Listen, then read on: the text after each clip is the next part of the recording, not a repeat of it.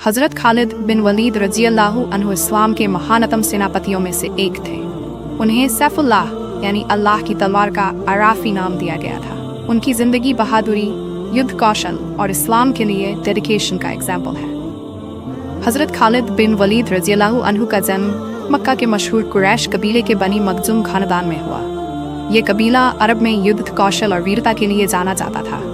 उनके पिता वलीद बिन मुगीरा मक्का के सबसे अमीर और प्रभावशाली लोगों में से एक थे।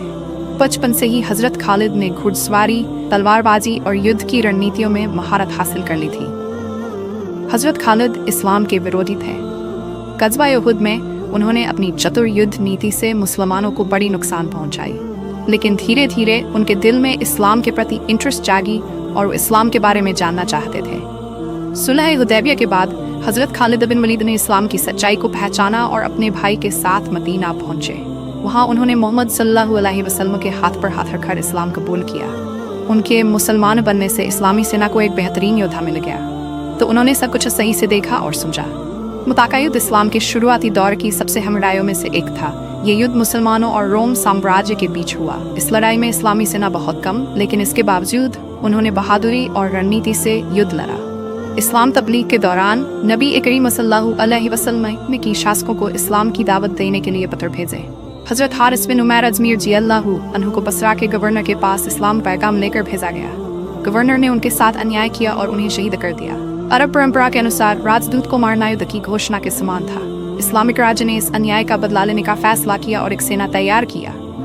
इस्लामी सेना में 3000 सैनिक थे, जबकि दुश्मन की नंबर तकरीबन 2 लाख थे। बीजांटाइन सैनिकों के साथ साथ कस्सानी अरब भी उनके साथ थे।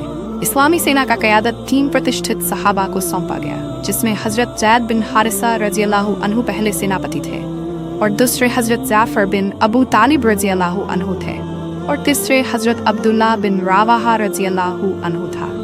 नबी करीम सल्लल्लाहु अलैहि वसल्लम ने हुक्म दिया कि अगर इनमें से कोई शहीद हो जाए तो बाकी लोग कमान संभालें, और अगर वह भी शहीद हो जाए तो मुस्लिम सेना जिसे चाहे उसे अपना अमीर बना सकती है।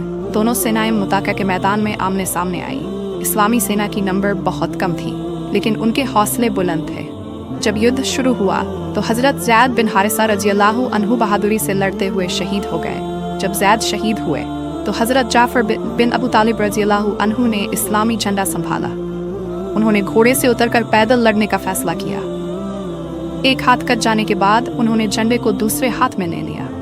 दूसरा हाथ भी कट जाने के बाद उन्होंने झंडे को अपनी बाहों से पकड़ लिया, तो दुश्मनों ने उन्हें शहीद कर दिया और उनका शरीर 100 से अधिक घावों से भरा हुआ था।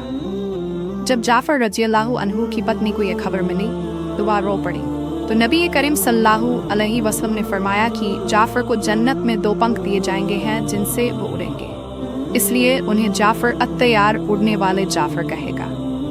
अब क़यादत हज़रत अब्दुल्ला बिन रवाहा रज़ियल्लाहु अन्हु के हाथ में आया, तो उन्होंने अपने नफ्स से लड़ाई की और अपनी सेना का जोश बढ़ाया, और आखिरकार वो भी शहीद हो गए। जब तीनों कमांडर शहीद हो गए तो मुस्लिम सैनिकों ने आपसी सहमति से खालिद बिन वलीद रज़ियल्लाहु अन्हु को सेनापति बना दिया।